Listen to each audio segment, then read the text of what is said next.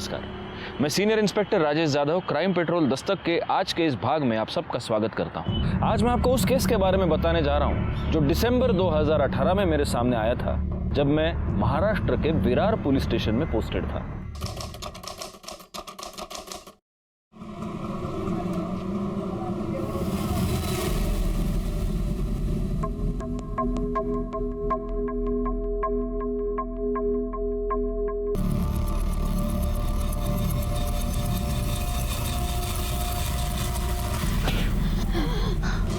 लता क्या हुआ? अरे देखो, लता को क्या हुआ? क्या हुआ? पांडु, अरे देखो, देख तेरी बीवी को क्या हुआ है, जल्दी आ। देखो ना इसको क्या हुआ? अरे देखो कोई। लता, हंसकर कर दिस। क्या हुआ? काय झालं? लता, क्या हुआ? काय झालं तुला? इसे देवी आई है। हाँ, देवी आई है। अरे लता। साहब मैं क्या करूँ अभी? मैं कहाँ लेके जाऊँ इसको? कैसे ठीक होगी? अरे रोना धोना बंद कर, डॉक्टर के पास लेके जाओ उसको।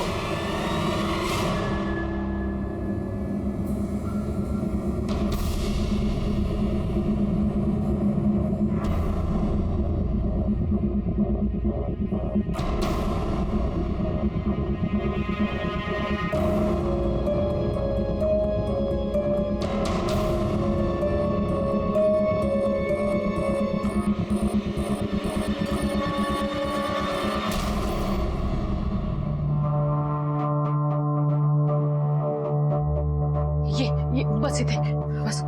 तू जा, हाँ मैं देखती। तू जा। डॉक्टर साहब क्या हो गया लता को? सब ठीक है ना? लता प्रेग्नेंट है, 4 महीने हो चुके हैं। क्या? ऐसा कैसे हो सकता है? क्या रे, तू अकेला मजदूरी करके घर तो संभाल लेगा, लेकिन इसके काम का जो पैसा तूने एडवांस में लिया है मेरे से, वो पैसा कौन वापस करेगा? तेरा बाप? डॉक्टर साहब ये कैसे हो सकता है? हाँ डॉक्टर साहब, ये प्रेग्नेंट कैसे हो सकती है? इसका तो ऑपरेशन हो चुका है। हाँ जानता हूँ, इसका यूट्रस, मेरा मतलब है इसकी बच्चेदानी मैंने ही निकाली थी। कुछ केसेस में बच्चा गर्भ के बाहर ही ठहर जाता है और 100 में से किसी एक ही औरत के साथ ऐसा होता है। देखा, मैंने बोला था ना देवी आने वाली है। देवी ने लता के गर्भ को अपना घर चुना है। ये सब कृपा और चमत्कार है। चमत्कार है ये चमत्कार नहीं है, पाप है पाप। अरे देख क्या रहा है? गिरा इस पाप को। और तू नहीं गिरा सकता है ना तो मेरे को बोल, मैं गिराता हूँ। देवी के खिलाफ जो भी जाएगा ना उसकी मौत पक्की है। हाँ, और पाप उस पर भी चढ़ेगा जिसके सामने देवी को नुकसान पहुंचा रहे हैं। अरे देवी की सेवा करो देवी की।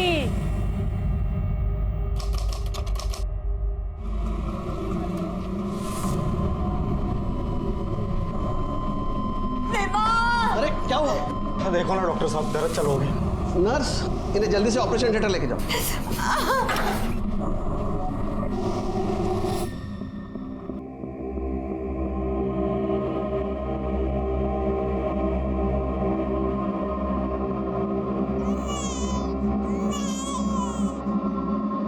मुबारक हो, बेटी हुई है। माँ और बच्चा दोनों ठीक है। अरे पांडु, तेरे तो दिन फिर गए। तेरे घर लक्ष्मी आई है, लक्ष्मी। अब देखना ताई, पांडु कैसा तरक्की करता है। उसके घर तो देवी आई है, देवी। सच में?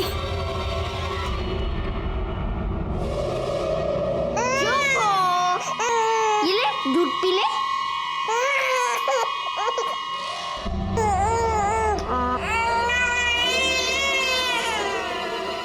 आई देखो ना, चुप नहीं होती।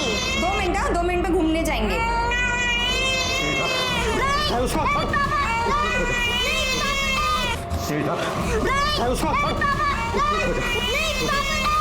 चुप होता, मेरा दिमाग फिर गया ना, मैं पटक दूंगा।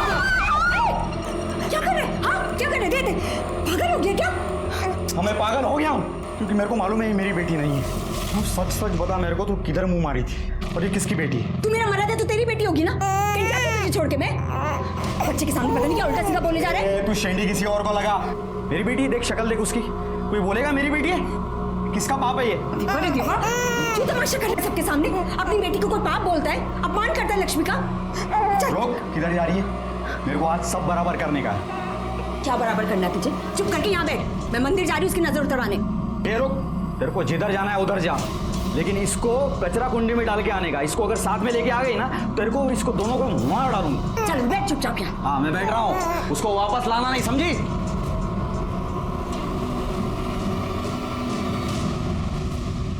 साहब मेरी बीवी को ढूंढ निकालिए साहब, वो पता नहीं कहाँ गायब हो गई साहब, घर में नहीं आई। एक मिनट जरा शांत हो जाओ और शांति से बताओ हुआ क्या है। साहब मेरी बीवी लता सुरवे कल अरनाला के देवी के मंदिर में गई थी साहब सुबह, और वो घर में वापस लौटी नहीं साहब, पता नहीं कहाँ चली गई। तो मंदिर के आसपास जहाँ ढूंढना था सब जगह ढूंढा साहब, लेकिन नहीं मिली।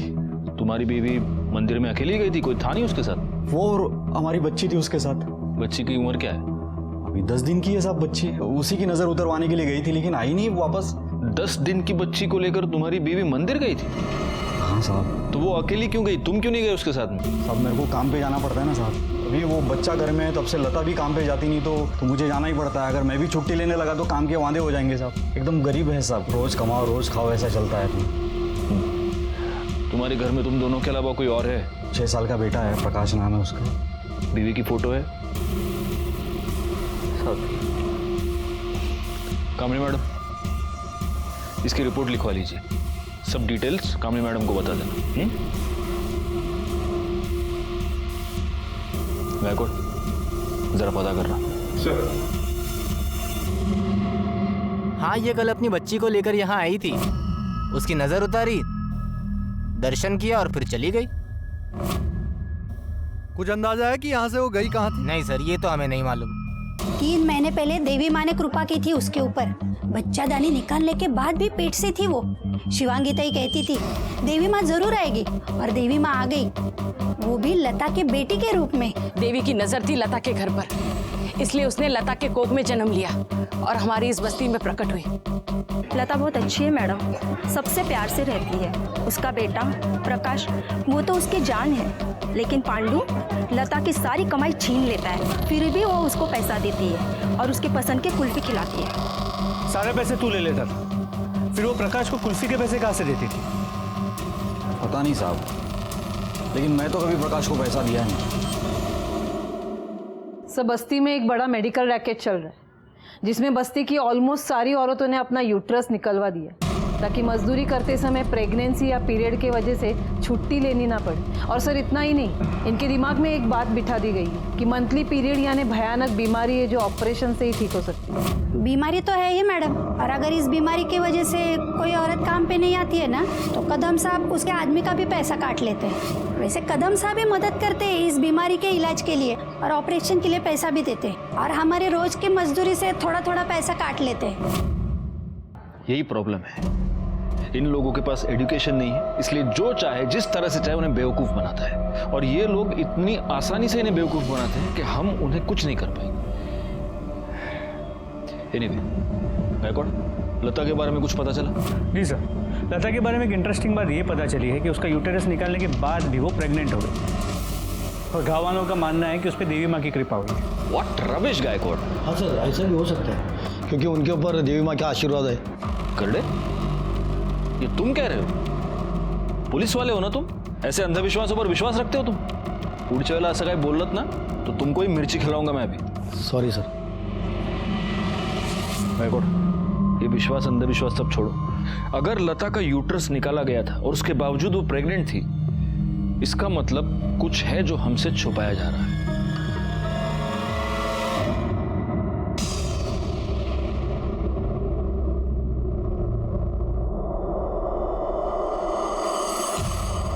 श्रद्धा और अंधश्रद्धा में बहुत ही हल्का फर्क होता है, और इसी फर्क का फायदा उठाकर कई बार पैसे वाले लोग गरीबों का शोषण करते हैं। गरीबों को इस बात का यकीन दिलाया जाता है कि उनकी जिंदगी की सारी तकलीफें उनकी किस्मत है। ये हालात तब तक बने रहेंगे जब तक कि अज्ञान दूर नहीं होता। तब तक ये अंधश्रद्धा लोगों को डराती रहेगी, उन्हें मजबूर करती रहेगी, यहां तक कि उनकी जान भी लेती रहेगी।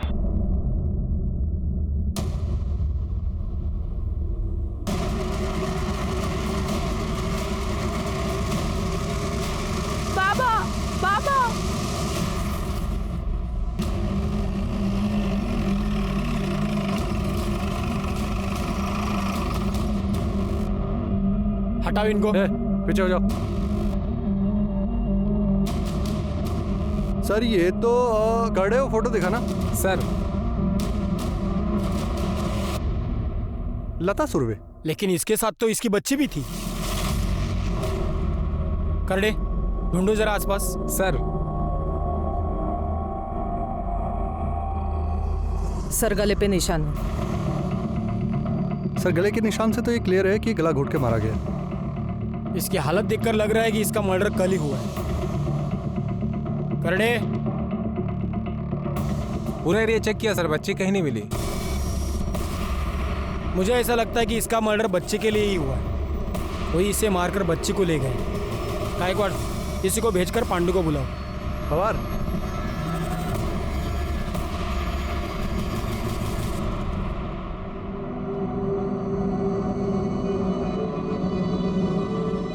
लता, लता, अरे हम गरीबों ने किसी का क्या बिगाड़ा था? गायकवाड़ बॉडी को पोस्टमार्टम के लिए भेज दो। सर हर रोज सुबह 6 बजे घर काम के लिए जाती थी साहब। वापस कितने बजे आती थी? 7, सवा 7 तक। किसके पास काम करती थी? मालूम नहीं साहब। तेरी बीवी किसके यहाँ काम करती थी तेरे को मालूम नहीं? नहीं, सच में नहीं साहब। पता नहीं है, झूठ बोल रहा है हमसे। मैं झूठ क्यों बोलूंगा साहब? क्योंकि हो सकता है तूने ही तेरी बीवी का मर्डर किया हो। चल बोल, बच्ची कहाँ है बोल। साहब मैंने ऐसा कुछ नहीं किया साहब। मैं लता से बहुत प्यार करता था, उसको बहुत चाहता था। मैं उसको क्यों मारूंगा साहब? चल ठीक है, मान ली तेरी बात। जा। अरे आता जा ना, का ठेवू बसून तुला। और सुन, शहर छोड़ के मत जाना, नहीं तो पकड़ के लाऊंगा वापस। ठीक। चल निक। गायकवाड़, अगर ये सच कह रहा है तो इसकी बीवी सुबह 1 घंटा किसी के पास काम करती थी। अब कैसे पता करे कि किसके यहाँ काम करती थी? सर एक आइडिया, मैं घर फोन करके ट्राई करता हूँ, शायद आइडिया कम कर जाए। घर? हाँ सर, ट्राई करता हूँ। हेलो। अरे मैं घर जल्दी नहीं आ रहा, तुम सामान की लिस्ट क्या दे रही हो? तुम रुको 1 मिनट, कुछ पूछना था तुमसे। अब हमारे घर में जो मेड आती है वो अपने घर काम के लिए कितना वक्त लेती है? मतलब झाड़ू पोछा बर्तन वगैरह। अरे सवाल का जवाब दो तुम। अरे तुम पुलिस वाले की बीवी हो तो क्या सवाल पे सवाल करोगी? हाँ हाँ तुम, हाँ हाँ ठीक है। अरे यार तुम सामान की लिस्ट बाद में देना, मैं करता हूँ बाद में। सर घर काम के लिए तकरीबन 40 से 50 मिनट लगते हैं। लता सुबह 6 बजे जाती थी और करीब 7:15 को वापस आती थी, मतलब सवा घंटा। अगर 20 मिनट उसे आने जाने में लगते हैं, मतलब 1 वे 10 मिनट लगते हैं। मतलब जहाँ कहीं भी वो काम करती थी उसके घर से 10 मिनट के रेडियस पे होने चाहिए। वाह गायकवाड़, बीवी की डांट खाकर तुमने थेरी बड़ी अच्छी बनाई। चलो आप एक काम करो, लता की फोटो लो और जिस बस्ती में वो रहती थी उसके आसपास पूछताछ करो कि वो किसके पास काम करती थी। एक और बात, डॉक्टर प्रधान से भी पूछताछ करो। अगर उसने बाकी की औरतों का यूट्रस निकाला तो फिर उसने लता का यूट्रस क्यों नहीं निकाला? जी हाँ, मैंने लता का यूट्रस नहीं निकाला था। क्यों? क्योंकि वो नहीं चाहती थी कि उसका यूट्रस निकाला जाए। बाकी सब खुद आई थी मेरे पास यूट्रस निकलवाने। उन सब की एनओसी मेरे रिकॉर्ड में है, आप चाहे तो चेक कर सकते हैं। फिर आप ये ऐसे कैसे कह सकते कि मैंने उन्हें कुछ फोर्स किया है या तो कुछ इलीगल किया है? इलीगल नहीं, लेकिन आपने गलत किया है और ये आप भी जानते हैं। कदम इन औरतों को बेवकूफ़ बनाकर उनके यूट्रस निकलवाता था और आपको 20,000 रुपए मिलते थे। पर जब लता की बारी आई तब आपने उसका यूट्रस क्यों नहीं निकाला? क्योंकि मुझे यूट्रस नहीं निकालने के लिए 40,000 मिले थे। 20,000 कदम ने दिए थे यूट्रस निकालने के लिए और नहीं निकालने के लिए 20,000 लता ने दिए थे। लता ने मुझसे रिक्वेस्ट की थी कि मैं सबको झूठ बोल दूं कि मैंने उसका यूट्रस निकाल दिया है। फिर जब वो प्रेग्नेंट हुई तो उसने मुझसे हेल्प मांगी क्योंकि वो बच्चा रखना चाहती थी। तो मैंने सबको बोल दिया कि बाबा एक आध रेयर केस में ऐसा हो जाता है कि यूट्रस के बिना भी बच्चा हो सकता है। उसको तो मैंने मदद ही की साहब। इस डॉक्टर प्रधान की दरियादिली की 2 वजहें हो सकती है। या तो ये सचमुच लता की मदद करना चाहता था या फिर ये जो कह रहा है कि उसको कदम और लता दोनों से पैसे मिले थे। अब सवाल ये है कि लता के पास इसको देने के लिए इतने पैसे आए कहाँ से? एक गरीब मजदूर औरत को इतने पैसे देगा वो? शायद वो जिसे उसके यूट्रस की ज़रूरत हो। एक सेकेंड, आपका मतलब है सरोगेट मदर? एग्जैक्टली। पांडु के मुताबिक लता सिर्फ 2 जगहों पर काम करती थी, उस कंस्ट्रक्शन साइट पर और किसी के यहाँ घर काम करती थी। तो हो सकता है कि ये पैसे जिसने भी दिए हो वो इन्हीं 2 जगहों में से किसी एक पर दिए हो। अब हमें पता ये करना होगा कि वो किसके यहाँ घर काम करती थी।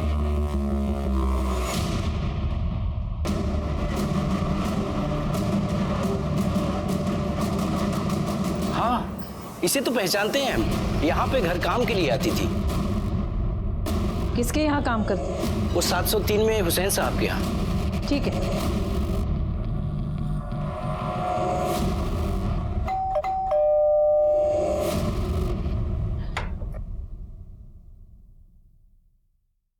जी कहिए। ये आपके यहाँ काम करती थी? हाँ, लेकिन काफी दिनों से काम पर नहीं आ रही। और अब आएगी भी नहीं। क्यों? ये मर चुकी है। मेरी बीवी का 10 साल पहले इंतकाल हो चुका है। मेरा बेटा रहमान भी 5 साल पहले एक्सीडेंट में गुजर गया। अब इस घर में हम सिर्फ 3 ही लोग रहते हैं, मैं, मेरी बहू अस्मा और पोती नाज़नीन। तो आप तीनों के अलावा फैमिली में और कोई नहीं है? एक बेटी है बेनज़ीर, वो वापी में अपने शौहर तबरेज और 2 बच्चों के साथ रहती है। ठीक। मतलब हमारी सरोगसी वाली थियरी गलत निकली, क्योंकि सज्जाद हुसैन की फैमिली में किसी को सरोगसी की जरूरत है ही नहीं। ये भी तो हो सकता है कि फैमिली के अलावा कोई और हो जिसे सरोगेसी की जरूरत हो। होने को तो बहुत लोग हो सकते हैं, पर सवाल ये है कि ये जो भी जरूरतमंद है वो लता को मिला कब और कैसे? क्योंकि अगर सुबह का 1 घंटा छोड़ो तो लता पूरा का पूरा दिन उस कंस्ट्रक्शन साइट पर हुआ करती थी। Excuse me. हेलो। ठीक है सर, मैं अरनाला के देवी मंदिर में अभी जाना हूँ।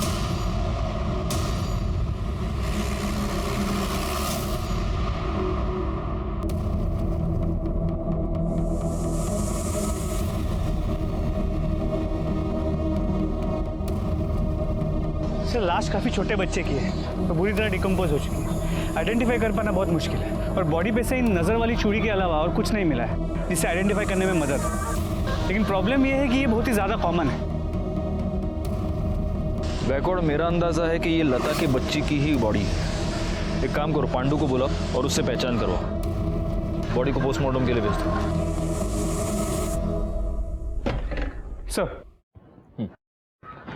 सर पांडू ने बच्ची के हाथ पे पहले नजर वाली चूड़ी से ये कंफर्म किया है कि बच्ची उसी की है, लेकिन फिर भी रूटीन प्रोसीजर के हिसाब से बच्ची के खून को पांडू और लता के सैंपल के साथ मैच करने के लिए भेज दिया है। गुड सर, ये लता की पीएम रिपोर्ट।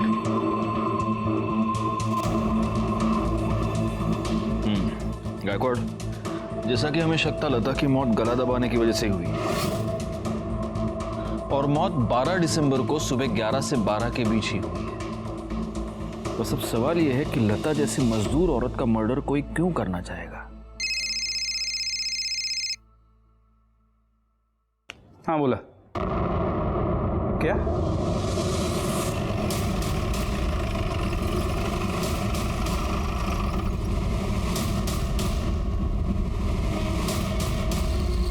तो बटिए पीछे।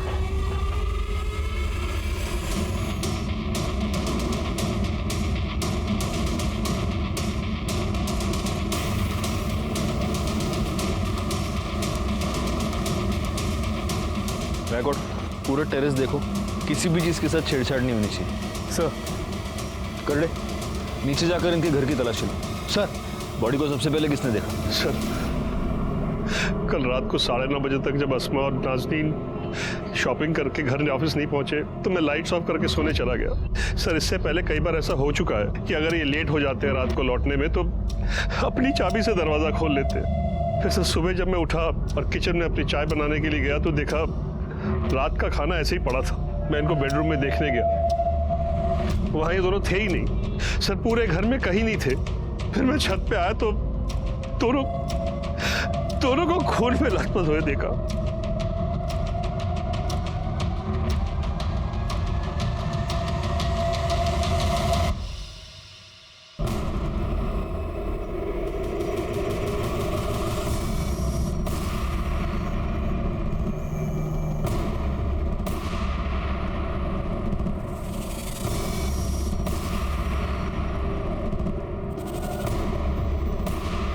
बॉडीज को पोस्टमार्टम के लिए भेज दो। सर। मैंने इनका पूरा घर चेक किया पर मर्डर वेपन नहीं मिला। सर ऊपर भी कुछ नहीं है। अगर इस बिल्डिंग में सीसीटीवी कैमरा होता तो हमें ये पता चल पाता कि अस्मा एग्जैक्टली कितने बजे घर आई थी और उसके पीछे लेट नाइट कोई और आया था क्या। मुझे ऐसा लगता है कि ये दोनों केसेस आपस में कनेक्टेड है। लता सुरवे के मर्डर के बारे में अस्मा को कुछ पता होगा और इसीलिए अस्मा का मर्डर हुआ है। और हो सकता है कि उसकी बेटी ने उसकी माँ का मर्डर होते हुए देख लिया, इसलिए फिर बेटी को भी किसी ने मार दी। एक काम करो गायकवाड़, अस्मा का बैकग्राउंड चेक करो और उसके कॉल डिटेल्स निकालो, शायद उससे कुछ क्लू मिल जाए। हो सर, लेकिन सर मुझे सज्जाद की कहानी थोड़ी अटपटी लगी। इन दोनों को इतनी बेरहमी से मारा गया और उसने रात को किसी की चीख पुकार तक नहीं सुनी। बिल्डिंग के वॉचमैन से पूछताछ करो, शायद उसने कुछ देखा हो सर।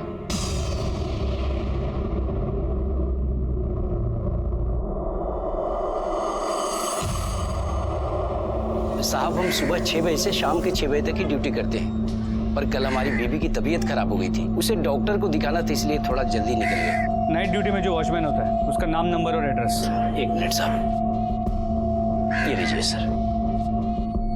वाह, लिखूंगे। ये सज्जाद हुसैन और उसकी फैमिली, इनके बारे में कुछ बता सकते हो? अब क्या बताएं साहब, बहुत ही लिच्चड़ लोग हैं। और हुसैन साहब कसरत के नाम पर छत के एक हिस्से को जबरदस्ती कब्जा किए हुए हैं और उनकी बहू यहाँ से तो बुर्के में जाती थी साहब, पर ऐसा सुना है कि बाहर जाके छोटे छोटे कपड़े पहनती थी। वो किसी ब्यूटी पार्लर में काम करती है साहब, जहाँ पे मर्द और औरत सब आते हैं। पार्लर का नाम क्या है? आप बता सकते हैं हुसैन फैमिली के यहाँ कौन कौन आता जाता है? ज़्यादा तो किसी को आते जाते नहीं देखा, पर हाँ रिश्तेदार ही आते जाते थे और उनकी बेटी और दामाद अक्सर आया जाया करते थे। मैडम जी, बेनज़ीर को आते जाते ना भी देखो ना तो भी पता चल ही जाता है। जब वो आती है ना तो उसके घर में झगड़ा जरूर होता है और इतनी जोर जोर से चिल्लाती है ना कि पूरी बिल्डिंग में उसकी आवाज़ गूंजती है। कल नाइट ड्यूटी पे तुम ही थे ना? ये हुसैन के घर किसी को आते जाते हुए देखा था? नहीं साहब, बिल्डिंग में रहने वाले लोग ही अंदर बाहर हो रहे थे, बाहर का तो ऐसा कोई आया नहीं। तुम ड्यूटी पे कितने बजे पहुंचे? करीब 8:15 बजे। ठीक है। औरतों का घर के बाहर काम करना हमारे अच्छा नहीं समझा जाता सर। मेरे एतराज करने के बाद भी अस्मा पार्लर में काम करती थी। मेरी बहू मेरे काबू में नहीं थी, ये मैं आपको कैसे बताता, इसलिए छुपाया। और बेनजीर से झगड़े वाली बात क्यों छुपाई? साहब जहां फैमिली है वहां झगड़े लाजमी है, इसमें बताने और छुपाने जैसी क्या बात है? लेकिन ये झगड़ा था किस बात का? कोई ऐसी बात ही नहीं है जो मैं आपको बताऊं। अगर आप नहीं बताएंगे तो फिर हमें बेनजीर से पूछताछ करनी होगी। अब सोच लीजिए।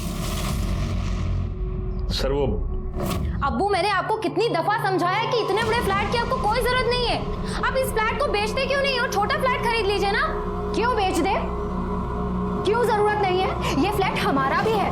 भाभी, मैं आपसे बात नहीं कर रही हूँ, मैं अब्बू से बात कर रही हूँ। और तुम जैसी बेगैरत औरत से मुझे बात करने का कोई शौक नहीं है, जो घर की इज्जत सरेआम नीलाम करती हो। काम करती हूँ, मेहनत करती हूँ, कोई गुनाह कोई गलत काम नहीं करती। क्या पता काम के अलावा तुम क्या क्या करती हो। बस बस करो तुम दोनों। तुझे क्या इतनी बेसब्री है? मेरे मरने के बाद ये फ्लैट तेरे बेटे के नाम पे ही है और कोई वारिस है हमारा? तब बेच लेना। कैसे वारिस नहीं है अब्बू? ये है ना नाज़नीन, आपके बेटे की आखिरी निशानी, तो ये फ्लैट भी उसी का होगा ना। वाह भाभी वाह, अपनी रंगरलियों के साथ साथ आप कम्युनिटी के कायदे कानून भी भूल गई। आपको पता नहीं कि जायदाद लड़कों के नाम होती है, लड़कियों के नहीं। अपने पास रखो अपने कायदे कानून। मेरे होते हुए नाज़नीन से उसका हक कोई नहीं छीन सकता। बकवास बंद कर वरना। गायकवाड़, अस्मा के केस में प्राइम सस्पेक्ट तो घर वाले ही हैं, लेकिन बाकी की पॉसिबिलिटीज को रूल आउट नहीं कर सकते। 5 साल पहले उसका पति मर चुका है, पार्लर में काम करती थी, हो सकता है उसका कोई अफेयर रहा हो। एक काम करो, जिस पार्लर में वो काम करती थी वहां पर पूछताछ करो, शायद वहां कोई क्लू मिल जाए। हो सर। आसमा के अफेयर के बारे में तो मालूम नहीं, लेकिन अपने काम में बहुत अच्छी थी, बहुत हार्ड वर्किंग। सर वो यहाँ काम करती है ना, उसने अपने घर पे नहीं बताया था, हमें भी उस दिन पता चला जब उसके फादर इन लॉ यहाँ आए और उन्हें तमाशा किया।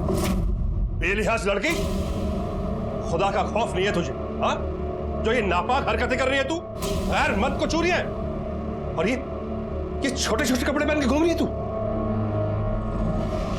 ले पकड़। वो अभी क्या करें, प्लीज यहाँ से जाएं। अरे आसमा क्या हुआ, क्या चल रहा है ये चादर लपेट और अभी इसी वक्त मेरे साथ घर चल। मैं आपके साथ कहीं नहीं जाऊंगी अब्बू, क्योंकि मैं जानती हूँ मैं जो कर रही हूँ सही कर रही हूँ, और खुदा सिर्फ आपका नहीं, वो मेरी भी नीयत समझेगा। सर आप शोर मत मचाइए और चलिए यहाँ। नहीं चलेगी तू? प्लीज आप जाएं यहाँ से।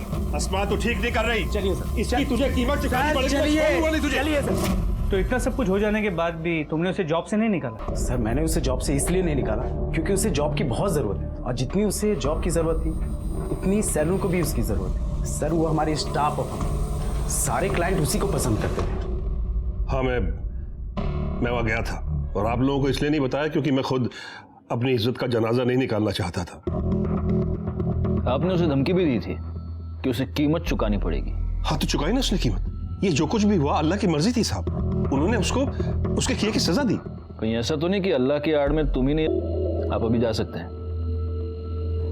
जी। और अल्लाह से दुआ कीजिए कि आसमा का कातिल जल्द से जल्द पकड़ा जाए। जी। गायकवाड़, ये हमारा प्राइम सस्पेक्ट है। इसकी पूरी हिस्ट्री निकालो और प्लेन क्लोज में अपने 2 बंदे इसके घर के बाहर लगा दो। और हाँ, उस बेनजीर को बुला पूछताछ के लिए। सर छोटी बच्ची की पीएम रिपोर्ट।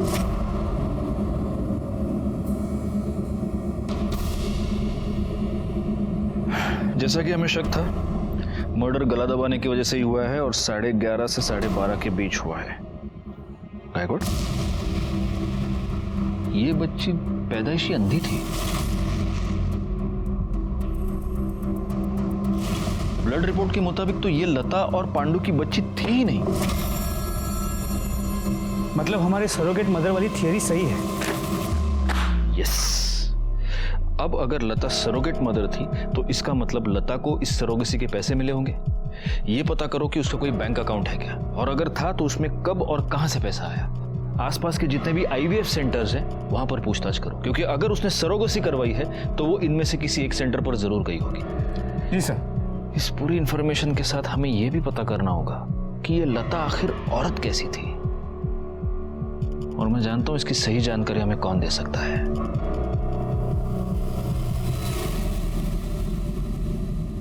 और अगर इसके बाद भी लगे तो और मंगाइए। खाओ, चलो लो। वड़ा पाव? अंकल पक्का मेरे को इस वड़ा पाव के बाद कुल्फी भी खिलाओगे? पक्का खिलाऊंगा, और एक नहीं, तुम जितनी कुल्फी खाना चाहो उतनी कुल्फी खिलाऊंगा। तुम्हारी आई भी तुमको कुल्फी खिलाया करती थी? हाँ, मेरी आई मुझे हर रोज पैसे देती थी कुल्फी खाने के लिए। वो कितनी अच्छी थी, लेकिन उसके बाद भी लोग उसे तंग करते थे। कौन कौन तंग करता था? खाओ। शिवांगी ताई, मैंने उस दिन देखा था, मेरी आई उसके पैर पड़ रही थी, वो आई से पैसे ले रही थी।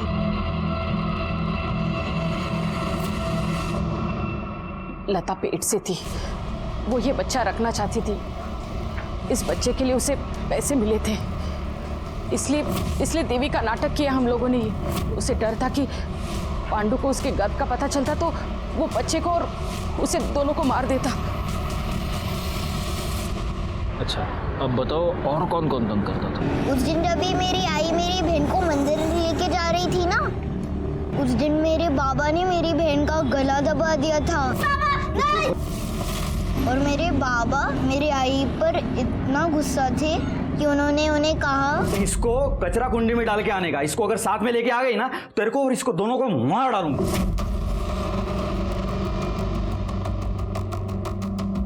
फिर उस दिन बाबा भी काम पर नहीं गए थे। उस दिन अगर तुम्हारे बाबा काम पर नहीं गए तो कहाँ गए?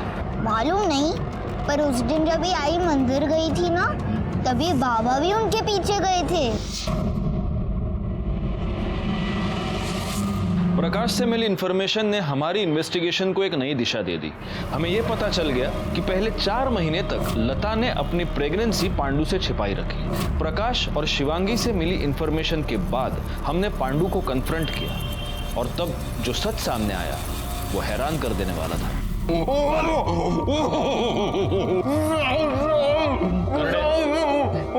मर जाऊंगा साहब। तो हम क्या करें? देख, अगर मिर्ची नहीं खानी है ना तो सच सच बोल, क्योंकि हम जान गए कि अभी तक तुमसे झूठ बोल रहा था। उस दिन तू काम पे नहीं गया था। जब तेरी बीवी बच्ची को लेके मंदिर गई तो तू उसके पीछे पीछे गया था, है ना? बोल। मेरे को मालूम था साहब वो मेरी बच्ची नहीं है, इसलिए मैं लता पे बहुत भड़का। हमारा झगड़ा भी हुआ था। जब वो बच्ची को लेके मंदिर की तरफ निकली तो मैंने साइकिल से उसका पीछा किया। जैसे मैं मंदिर पहुंचा तो मैंने देखा कि मंदिर के बाहर एक काला सा बड़ा गाड़ी खड़ा है। लता बच्ची को लेके उस गाड़ी में बैठी और गाड़ी चल पड़ी साहब। तो गाड़ी विरार में एक बैंक के सामने जाके रुका। जब गाड़ी रुकी तो बच्ची को गाड़ी में ही छोड़ के लता गाड़ी से बाहर निकली और सामने वाले बैंक में घुस गई साहब। फिर मैं उसके पीछे पीछे बैंक में गया और जब मैं अंदर गया तो मैंने देखा कि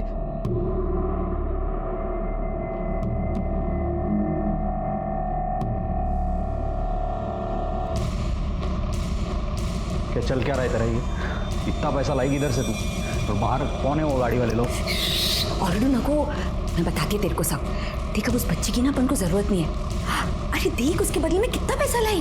मतलब तू पैसे के लिए बच्ची को बेच दिया तूने? लता मेरे को बोली कि तू अभी घर निकल जा, मैं शाम में आती हूँ और तेरे को सब बताती हूँ, इसलिए मैं भी घर निकल गया। गाड़ी में कौन था? गाड़ी में कौन था पता नहीं साहब, मैंने देखा ही नहीं। गाड़ी का नंबर याद नहीं साहब, मैंने देखा नहीं। बोल रहा है? हाँ? नहीं साहब, अगर आपको चाहिए तो मैं विरार वाला बैंक आपको दिखा सकता हूँ।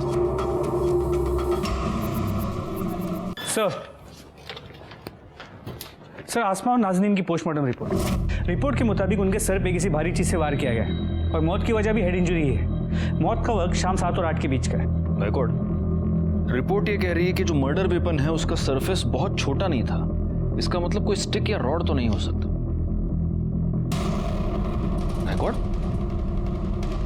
नाज़नीन के साथ मरने से पहले सेक्सुअल असॉल्ट किया गया है? जी सर, और समझ में ये नहीं आता कोई छोटी सी बच्ची के साथ ऐसा कैसे कर सकता है।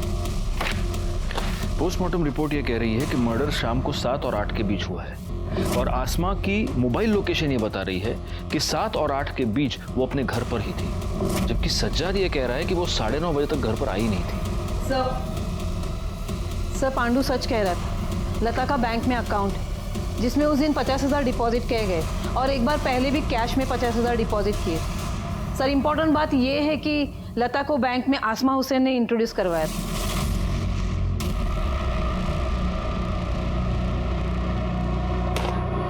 इसका मतलब ये दोनों केसेस आपस में कनेक्टेड हो सकते हैं और लता के बैंक अकाउंट में ट्रांसफर किया गया ये पैसा उसकी सरोगेसी की फीस हो सकती है। एक काम करो, बैंक और मंदिर के आसपास जहां से हमें लता और उसकी बच्ची की डेड बॉडी मिली, वहां आसपास जितने भी कॉमन मोबाइल्स एक्टिव थे उन सबकी एक लिस्ट बनाओ और आसमा के कॉल रिकॉर्ड के साथ मैच सकता है इनमें कोई कॉमन नंबर निकले। ये हो सकता है कि आसमा उस सरोगेसी वाले कपल को जानती हो या ये भी हो सकता है कि आसमा ने ही ये डील फिक्स करवाई हो और आसमा के मर्डर के पीछे की वजह भी यही। सर मैं सज्जाद हुसैन के घर पे बॉडी क्लेम पेपर पे साइन लेने गया था। डोरबेल बजाई और वेट कर रहा था, तभी मुझे शू रैक के पीछे एक लाइट ब्लिंक करती हुई दिखी। सर मैंने सज्जाद से साइन ले ली, उसके बाद शू रैक के पीछे देखा तो ये कवर में मोबाइल मिला। इस मोबाइल में सिम कार्ड नहीं है लेकिन काफी कुछ चीजें हैं। देखिए सर।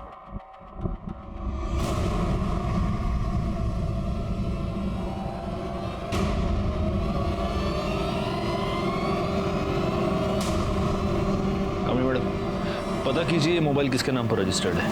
जी सर। रिकॉर्ड चलो।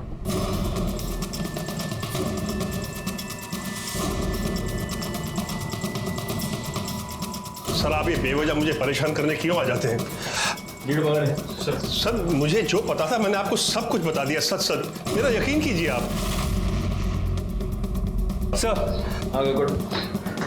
बाथरूम से मिला है।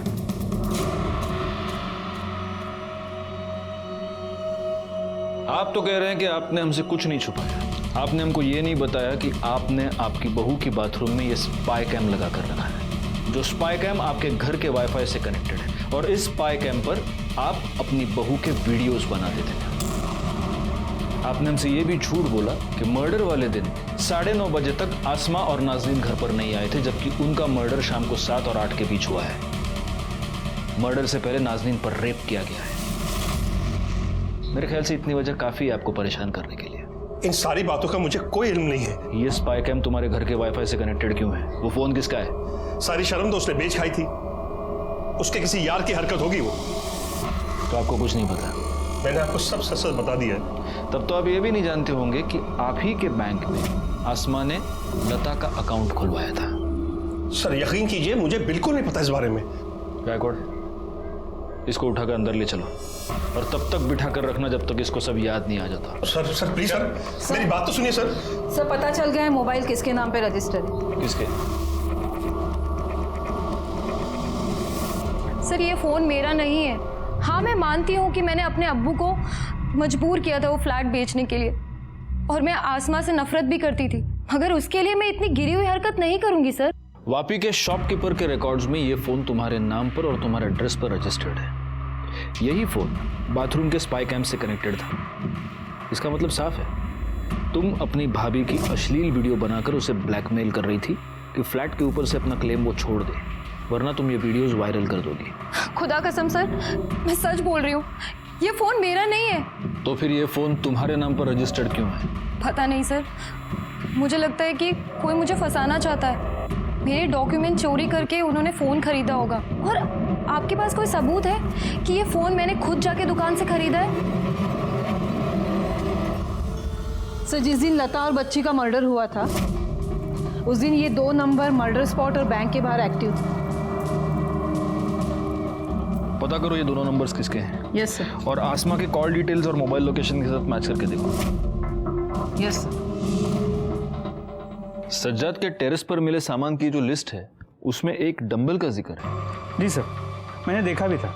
हाँ, लेकिन उसके घर में जो सामान मिला था उस लिस्ट में कहीं भी दूसरे डंबल का जिक्र नहीं है। एक ही डंबल था। कहीं ऐसा तो नहीं कि दूसरा डंबल ही मर्डर वेपन है और फिर उसको गायब कर दिया गया?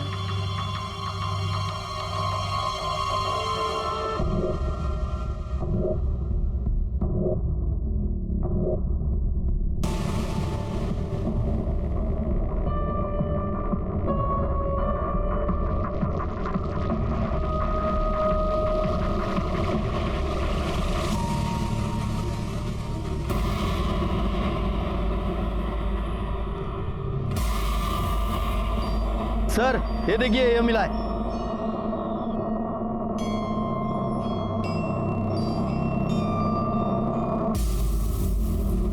इस डंबल को फॉरेंसिक के लिए भेज दो और उनसे जल्द से जल्द फिंगरप्रिंट रिपोर्ट मंगवाओ। सर।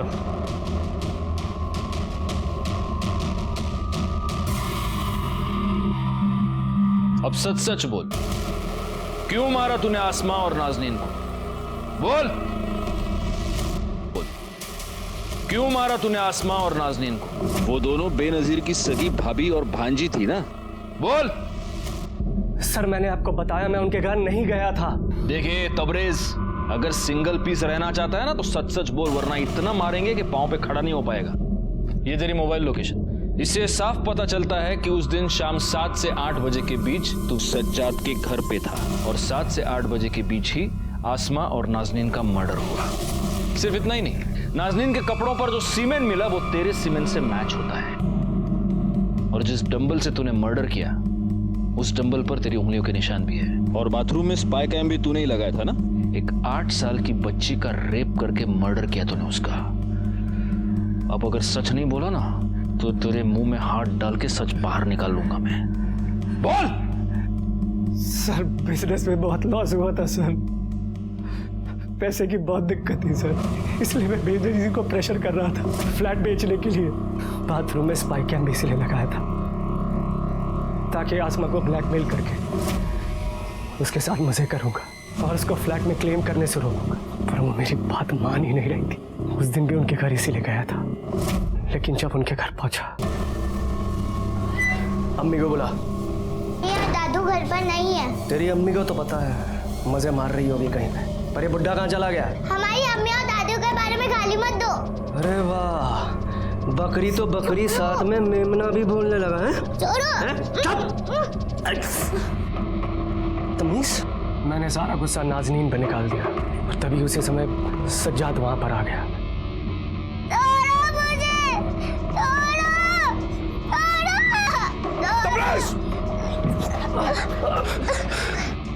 ये सब देखा उसने तो बहुत मारा मुझे और छत पे ले गया। बेगैरत इंसान, नालायक।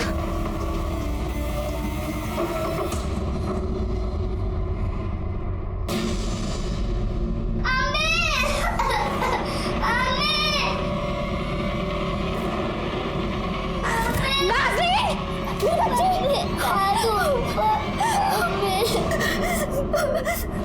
या अल्लाह, ये मुझसे क्या गुनाह हो गया? मुझे माफ कर दे, माफ कर दे मुझे। आप ऐसा कैसे कर सकते हैं?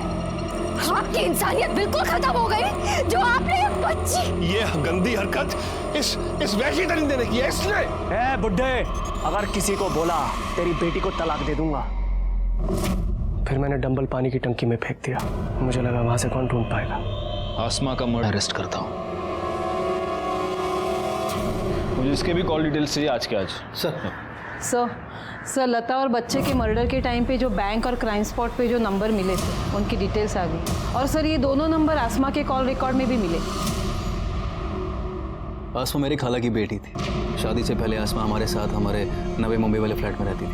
निखत और आसमा काफ़ी अच्छे दोस्त थे। शादी के 5 साल बाद भी हमारे यहाँ औलाद नहीं हुई, तब डॉक्टर ने हमें सरोगेट मदर के लिए सजेस्ट किया था। सर मैंने सरोगेट मदर वाली बात आसमा को बताई, तभी उसने मुझे लता के बारे में बताया। 12 दिसंबर को क्या हुआ था जब लता बच्ची को लेकर तुम दोनों के पास आई थी? बोल।